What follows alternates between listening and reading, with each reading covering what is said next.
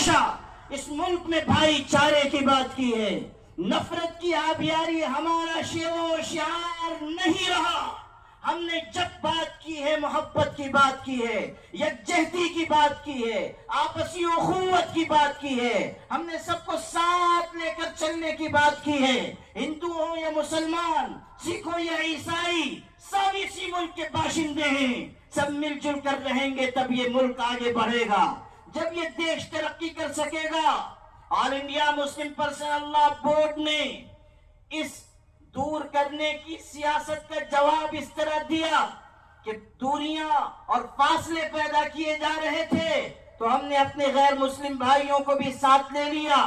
آج ہر طبقے کے غیر مسلم ساتھ میں آ رہے ہیں, اور ابھی آپ نے دیکھا کہ یہاں بھی ہمارے غیر مسلم بھائیوں نے کیسی حوصلے پر مشتمل باتیں کہیں جو ہم نہیں کہہ سکتے وہ انہوں نے کہا.